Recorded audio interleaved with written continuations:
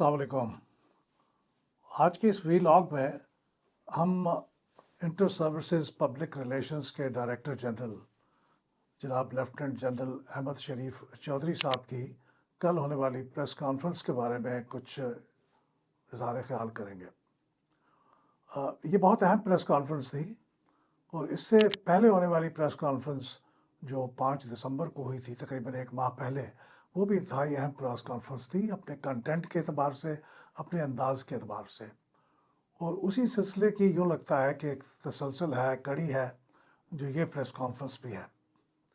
तो इसलिए इसके ऊपर, इसके कंटेंट के ऊपर, इसके अंदाज के ऊपर कुछ तबसरा करना मेरे ख़्याल में बिल्कुल जायज़ होगा।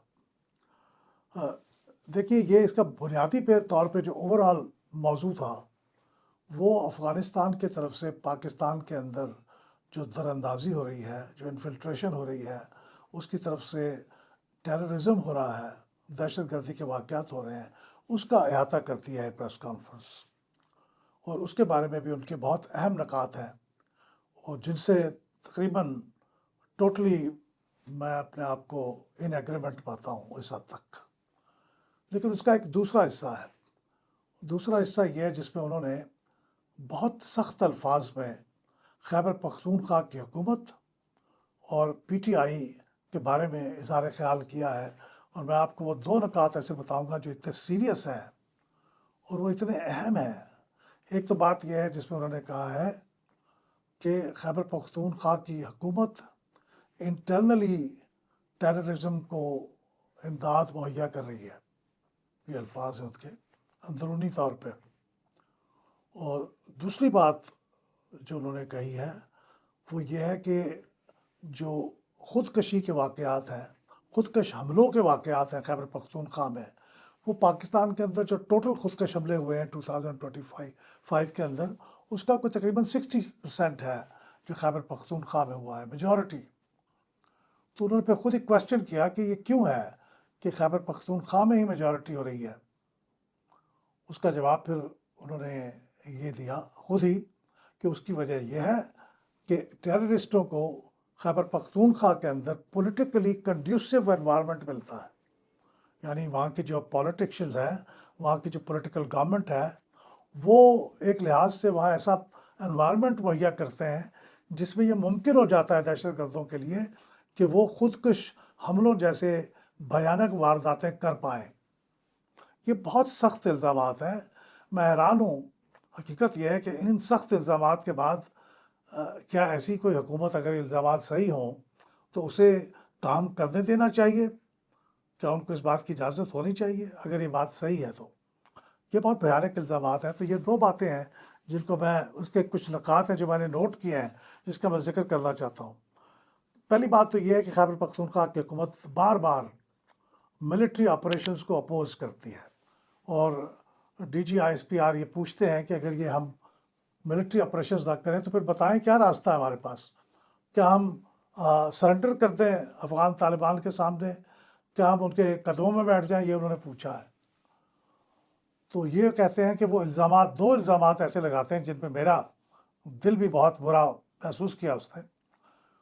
उन्होंने PTI की गवर्नमेंट के ओहदेदारों के वीडियो क्लिप्स कुछ पेश किए। इनमें से एक में एक ओहदेदार फरमा रहे हैं कि ये मिलिट्री ऑपरेशन इसलिए करनी चाहती है फ़ौज कि वो खैबर पख्तूनख्वा के मिनरल रिसोर्सेज को चुरा के ले जाना चाहती है। बहुत घटिया इल्ज़ाम है जो कोई भी किसी मुल्क का शहरी, हुकूमत तो छोड़ें, अपनी फ़ौज पर नहीं लगा सकता। दूसरा इल्ज़ाम यह है, इल्ज़ाम नहीं है बल्कि वो सवाल है जो खैबर पख्तूनख्वा के चीफ मिनिस्टर सोहेल आफरीदी साहब की एक उन्होंने क्लिप सुनवाया जिसमें वो कह रहे हैं कि सिर्फ पाकिस्तान को क्यों कंप्लेंट होती है अफ़गानिस्तान से कि वो हमले कर रहा है, और भी तो हमसाए हैं, ईरान है, उसके अलावा चीन भी एक लिहाज से हमसाया है, ताजिकिस्तान है, उज़्बेकिस्तान है, वो तो कंप्लेंट नहीं करते। यानी दूसरे अल्फाज जो वो ये कह रहे हैं कि पाकिस्तान की तरफ से जो, यानी फ़ौज और मरकज़ी हुकूमत, फेडरल हुकूमत जो इल्ज़ाम लगा रही है वो दरहकीकत सही नहीं है। वो हम खुद से बना के इल्ज़ाम लगा रहे हैं, क्योंकि दूसरे, अगर वो वहाँ पे दहशतगर्दी को फ़रोग़ दे रहे होते तो दूसरे मुल्कों को भी शिकायत होती। تو اس کا جواب بھی بہت اچھا دیا انہوں نے کہ چین کی ایک عہدیدار کی پریس کانفرنس سنوائی ہے جس پہ انہوں نے الزام لگایا ہے کہ افغانستان کے اندر ان کے خلاف دہشت گردی کی کارروائیاں کرنے والی تنظیم کو بھی ایٹم غالباً نام ہے اس کو بھی پناہ دی جا رہی ہے اور وہاں پہ وہ کام کر رہے ہیں۔ یونائٹڈ نیشنز کی ایک الزام کا حوالہ دیا ہے کہ 20 کے قریب ایسی دہشت گرد تنظیمیں ہیں جو اب افغانستان کے اندر پناہ لیے بیٹھی ہیں اور ان کو وہاں کام کرنے کی آزادی دے رکھی ہے۔ انہوں نے ابھی حال ہی میں تاجکستان کی طرف سے جو الزام لگایا گیا کہ ان کے اوپر افغانستان سے حملے ہوئے ہیں اس کا بھی ذکر کیا، ازبکستان کا بھی ذکر کیا، ایران کا بھی ذکر کیا۔ تو انہوں نے کہا کہ ہم اکیلے نہیں ہیں اور سارے ہمسائے اس بارے میں شکایت کر رہے ہیں۔ تو یہ انہوں نے باتیں کی ہیں۔ اور آخری بات جو میں کہنا چاہتا ہوں وہ پچھلی جو ابھی حال ہی میں کور کمانڈرز کانفرنس ہوئی GHQ کے اندر، اس کے اعلامیے میں اگر آپ دیکھیں تو ایک بہت اہم چیز تھی، میں نے اپنے پچھلے کسی ویلاگ پہ اس کا ذکر بھی کیا تھا، اور وہ سب سے اہم بات یہ تھی کہ انہوں نے نوٹس کیا ہے کہ خیبر پختونخوا میں کرائمز، دہشت گردی اور سیاست دانوں کا ایک گٹھ جوڑ سامنے آ رہا ہے۔ پالیٹکس، ٹیررزم اینڈ کرائم، ان کا نیکسس ہے۔ یہ اسی بات کی طرف اشارہ کر رہے ہیں ISPR کے DG اور اس کے ثبوتوں کے ساتھ اور کلپس کے ساتھ کہ یہ نیکسس کیا ہے اور کس قسم کا ہے، اس میں کون ملوث ہے۔ تو یہ بہت سیریس باتیں ہیں، انتہائی سیریس باتیں ہیں، اور اس کے اوپر میں سمجھتا ہوں سب سے زیادہ غور کرنے کی ضرورت PTI کو ہے، خیبر پختونخوا کی حکومت کو ہے، اور اس بارے میں غور و فکر کر کے وفاقی حکومت کو بھی غور کرنا چاہیے کہ وہ کس طرح سے ان چیزوں کو ہینڈل کر سکتے ہیں، مینیج کر سکتے ہیں، گفتگو کے ذریعے، کسی اور طریقے سے، لیکن بہرحال اس کو مینیج کرنا انتہائی ضروری ہے۔ دوسری بات جو بیسیکلی اوور آل چونکہ افغان کی دہشت گردی کی بات ہو رہی ہے، تو انہوں نے انڈیا اور افغانستان کے نیکسس کی بات کی کہ انڈیا اور افغانستان کے درمیان ایک بڑھتا ہوا کوآرڈینیشن ہے، رجحان ہے۔ انڈیا پیسے فراہم کر رہا ہے، اسلحہ فراہم کر رہا ہے، ٹیکنیکل ہیلپ فراہم کر رہا ہے، اور اس کے بلبوتے پہ افغانستان پاکستان کے اندر حملے کروا رہا ہے، کیونکہ انڈیا میں یہ بات کہی جا رہی ہے، انہوں نے ویڈیو کلپ سنوائے کہ دشمن کا دشمن ہمارا دوست ہے۔ چونکہ افغانستان پاکستان کے ساتھ دشمنی کر رہا ہے تو وہ ہندوستان کا دوست ہے۔ یہ انہوں نے 2-3 سیاستدانوں کے کلپ سنوائے DG ISPR نے اپنی پریس کانفرنس میں، تو اس کو انہوں نے اشارہ دیا۔ اور ایک اور بہت خطرناک بات کی طرف انہوں نے توجہ دلائی جو میں سمجھتا ہوں انتہائی خطرناک ہے، کہ 2500 کے قریب ٹیررسٹ ایسے ہیں جو حال ہی میں سیریا سے افغانستان آئے ہیں، اور وہ نہ افغان ہیں اور نہ پاکستان اوریجن کے لوگ ہیں۔ وہ کون ہیں یہ تو انہوں نے نہیں بتایا، لیکن ظاہر ہے کہ وہ داعش کے لوگ ہو سکتے ہیں جو سیریا کے اندر وہاں پہ کام کر رہے تھے، وہاں سے ان کے لیے اب سچویشن کنڈیوسو نہیں ہے تو وہ آ سکتے ہیں۔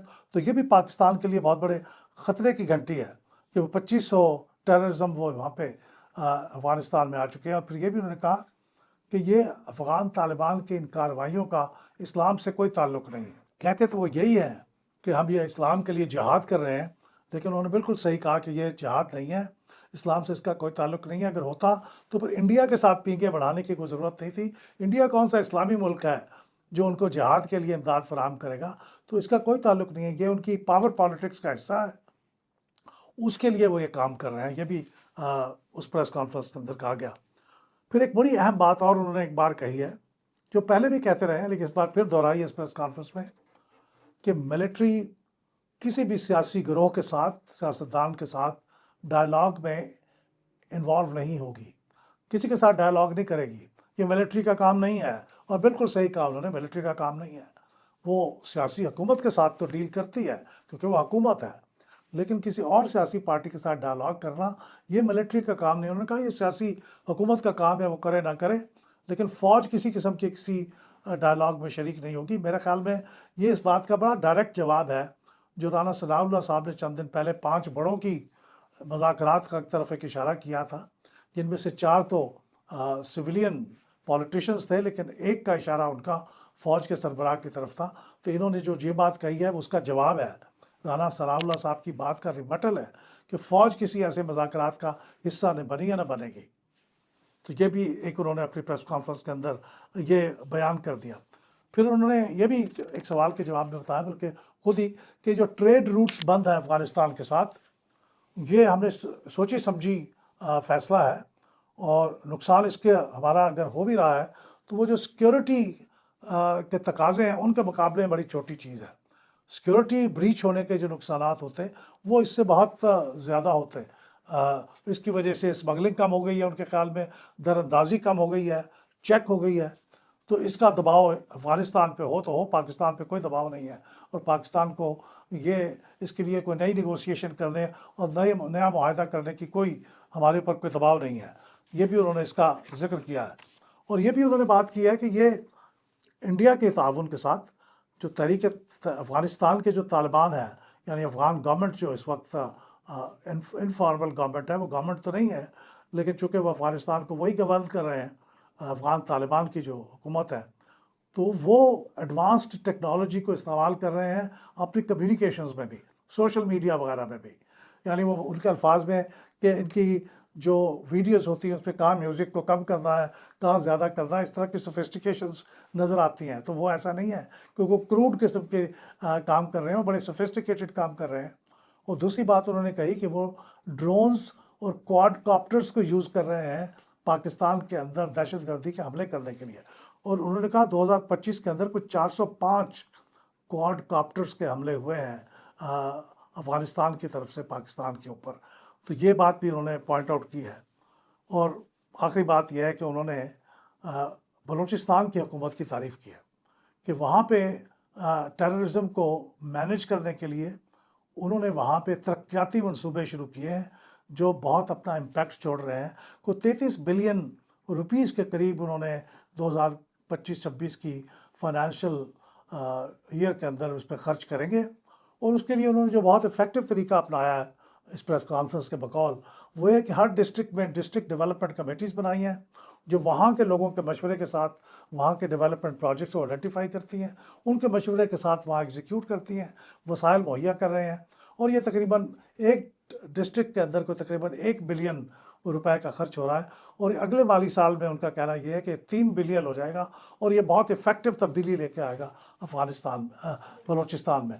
تو مطلب اس کا یہ ہے کہ دوسرے صوبے بھی، خاص طور پر خیبر پختونخوا کو اس کے اوپر غور کرنا چاہیے کہ وہ اس ماڈل کے اوپر عمل کر کے وہاں کے لوگوں کی مشکلات پہ کمی کرے، تو اگر وہاں پہ کوئی دہشت گردی کے لیے کوئی سمپیتھیٹک مائنڈ ہے بھی صحیح تو وہ ختم ہو سکے۔ اب اس کے بارے میں ایک چھوٹا سا میرا ایک تبصرہ ہے۔ پہلا تبصرہ تو یہ ہے کہ ڈائریکٹر جنرل ISPR بڑے ایکسلنٹ کمیونیکیٹر ہیں۔ یہ آسان نہیں ہوتا کہ آپ کھڑے ہو کے بالکل ڈائریکٹلی تقریباً 1 گھنٹہ 1.5 گھنٹے تک انتہائی مشکل اور کمپلیکیٹڈ چیزوں کے بارے میں اظہار خیال کریں، اور یہ بھی چونکہ اس کے اندر بہت سینسٹیو معاملہ ہوتا ہے کہ کوئی ایسے الفاظ استعمال نہ ہوں، کوئی ایسی چیز آپ نہ کہہ جائیں جو بعد میں آپ کے لیے ڈپلومیٹیکلی پاکستان کے لیے سیاسی طور پہ بھی بڑی امبیرسمنٹ کا باعث ہو۔ تو ہی از اے گریٹ کمیونیکیٹر۔ وہ اعتماد کے ساتھ بات کرتے ہیں، فیکٹس اینڈ فگر کو پیش کرتے ہیں، سلائیڈز کو بتاتے ہیں، سوالوں کے جواب بڑے اعتماد سے دیتے ہیں، یہ ساری باتیں۔ اور پھر یہ کہ گھنٹہ 1.5 گھنٹے تک وہ کھڑے رہ کے بغیر کسی تکان کے، بلا تکان وہ یہ گفتگو کرتے ہیں، یہ تو قابل تعریف بات ہے۔ لیکن ایک سوال کے بارے میں نے لاسٹ ٹائم بھی جب انہوں نے پریس کانفرنس کی تھی تو سوال اٹھایا تھا کہ سیاستدانوں پہ، سیاسی حکومت پہ ان کی جو تنقید ہے، کیا وہ بہترین طریقہ ہے کہ وہی کریں یہ تنقید درست ہو سکتی ہے، ان کے پوائنٹ درست ہو سکتے ہیں، لیکن کیا یہ سیاسی حکومت ملک میں موجود ہے وفاق کی سطح پہ، اس کے پاس وسائل ہیں، وہ اچھے کمیونیکیٹر بھی لا سکتے ہیں، تو وہ کیوں نہیں یہ کام کرتے؟ براہ راست فوج اپنے آپ کو کیوں ایکسپوز کرتی ہے سیاستدانوں کے ساتھ کے سامنے دو بدو براہ راست ایک کنفرنٹیشن کی فضا قائم ہو؟ تو میری رائے یہ ہے کہ اب اس کی 3 وجوہات ہو سکتی ہیں۔ ایک وجہ تو یہ ہو سکتی ہے کہ وہ یہ محسوس کرتے ہیں کہ وفاقی حکومت شاید یہ کرنے کے لیے کوئی بہت زیادہ تیار اور آمادہ نہیں ہے، جو میں سمجھتا ہوں کہ ایسا نہیں ہے۔ ایک پاسبلٹی تو یہ وہ سوچتے ہوں کہ صاحب وفاقی حکومت یہ نہیں کرنا چاہتی تو پھر ہم مجبوراً ہم کریں گے، لیکن وفاقی حکومت کیوں ریلکٹنٹ ہوگی، بات سمجھ میں نہیں آتی۔ دوسری بات ہے کہ ان کو شک یہ ہے کہ وہ کمپیٹنٹ نہیں ہیں، اتنے اچھے طریقے سے افیکٹولی کمیونیکیٹ نہیں کریں گے، تیاری کر کے نہیں آئیں گے۔ یہ بات بھی اگر ہے تو بہت افسوس کی بات ہے۔ تیسری پاسبلٹی ہو سکتی ہے کہ وہ ان کو پورا اعتماد نہیں ہے ان کے اوپر کہ اس طرح سے کھل کے جو وہ تنقید کرتے ہیں وہ بھی کر پائیں گے. میرے خیال میں تینوں باتیں درست نہیں ہیں. میرے خیال میں سول سیٹ اپ کرنے کے لیے آمادہ بھی ہوگا یہ ساری کمیونیکیشن، اس کے اندر کمپیٹنس بھی ہے اور وہ قابل اعتماد بھی ہے. تو پھر میرے خیال میں ان کو موقع دینا چاہیے، اور جہاں کوئی کمی رہ جائے اس کمی کو دور کرنے کے لیے ان کو توجہ دلائی جانی چاہیے.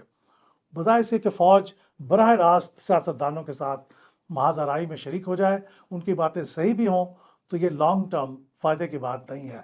امید کرتا ہوں کہ ان گزارشات پہ غور فرمائیں گے. بہت شکریہ.